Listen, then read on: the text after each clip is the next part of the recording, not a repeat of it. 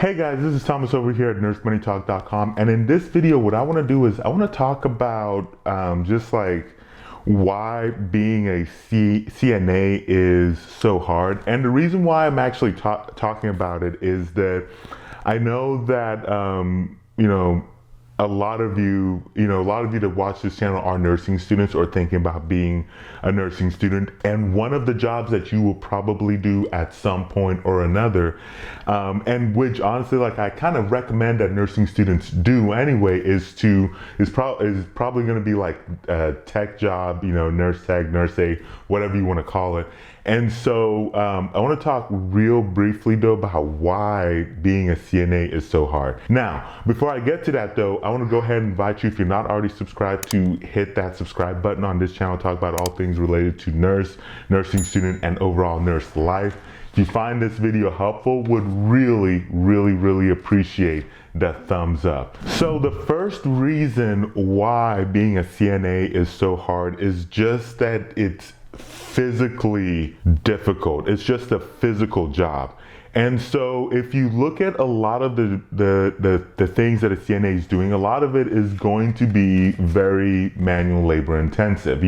There's obviously the vital signs and whatnot, which, for the most part, that's not. But if you're looking at, most of the time, you're looking at CNAs are the ones that are helping, get patients up to a chair, get patients up, into the commode or to the restrooms, doing like, maybe like turning patients, for those that are, just like not able to move themselves. And so a lot of the patients in the hospital facility, if you've never really been in an inpatient, like in the hospital, is a lot of them are can be overweight. Actually, a lot of them can be morbidly obese. And then you have those that are not capable of even being able to assist with a turn. And so even for somebody who's not that heavy, you'd be surprised at how hard it is to actually, or how difficult it is to actually get that person to turn over when they're literally not really assisting. And it's one thing for it to just be one time, but to have a situation where you're constantly doing this over and over and over again, it can take a very big physical toll on the body. Now, the next one is that dealing with patients is difficult. It could be just the patient themselves. It could just be, dealing with the patients and the family members. It can be overall just be draining, just dealing with patients on a regular basis. And on top of that, dealing with staff can also be difficult as well. With a lot of CNA, I don't know about a lot, but some CNAs, may complain about, how helpful their nursing staff is or is not or whatnot. But I mean, but honestly, and to be fair, some of those are fair complaints, because I have seen situations where there are nursing staff who, your RNs, your LPNs, whatever, that for whatever reason just don't want to do anything, even when a situation where they can do something, or they can at least go help their tech out. They'll just say, oh, well, that's tech work or whatever, and then they're not very helpful. So I can definitely see, I have seen it for myself, so I can definitely see and understand why there are, CNAs who get frustrated at, their nursing staff. The fourth reason, being a CNA is so hard is that it's similar to nursing, is that it can take an emotional toll on you. So, especially, if you're looking at CNAs that work in the ICU or wherever, places where there are patients who are like super sick, it can be emotionally draining seeing patients who are suffering, who are struggling, family members who are crying, who are seeing their loved ones going through all of that, and then the patients that pass, and then there's the heartache of seeing that person die, and then you're looking at a situation where now you're seeing the families grieving over the death of their loved one. I mean, those are for the average person, and I would honestly argue for most people, that is an emotional toll. Like you can feel that. That's gonna pull on your heartstrings, to a certain extent. And it's, and then it begs the question how you as the person manages that emotional toll. And some people honestly manage it better than others. But that's one of the harder challenges of being a CNA, and honestly of just working in healthcare in general. Now, the last thing I'm going to mention about what makes being a CNA so hard is that, so you have all of these issues that I mentioned, right? And then to almost to add kind of like an insult to injury, for lack of a better expression, I guess. But anyway, but one of the things that makes that really hard is that now you're doing all of this, you're experiencing all of this, you're going through all of this with low pay, because CNAs, they don't really get paid that much. And so I don't know why it's like skipping me for a second how much they actually get paid, but you'll see it on the screen. And so that is, it's physically demanding. I'm dealing with, the patients, the staff, the emotional toll, and then I'm not getting paid that much either. So what can you do?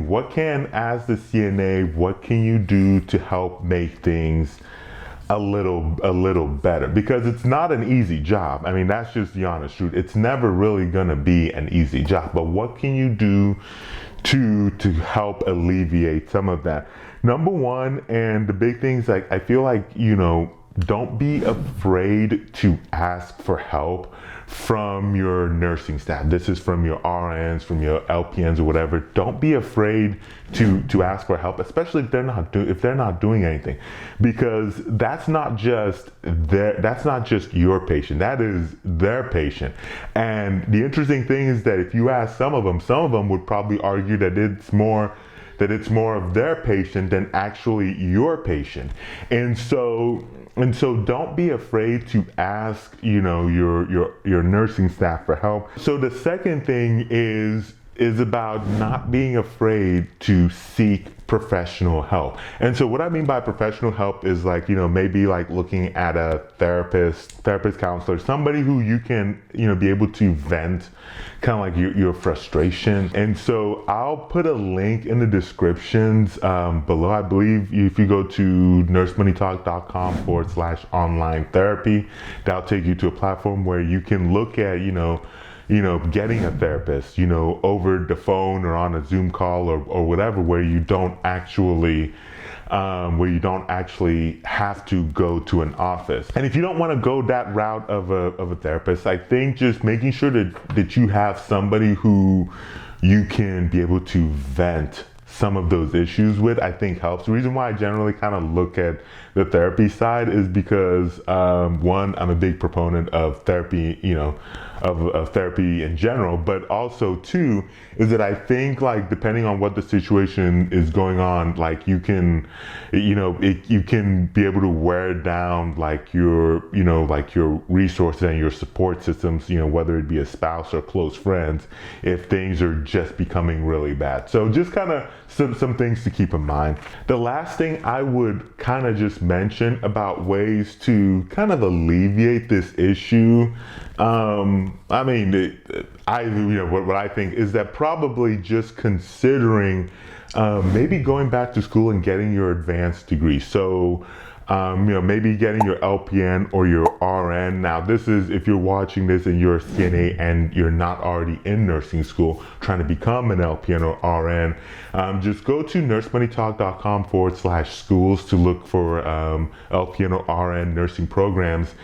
And the reason why I would recommend this route is that if you're going to be dealing with all this, because nursing doesn't necessarily escape all of these issues that I mentioned, except for one. Nursing experiences all of it, but they tend to make more money.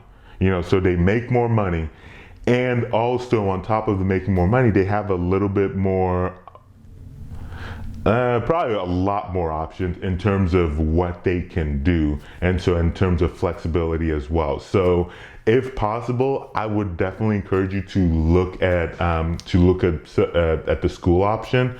But yeah, so you'll see over here that'll show up to my left, and you'll see some videos that I hope will kind of help guide you in terms of the decision process if you are remotely thinking that, oh, maybe I want to go back to school.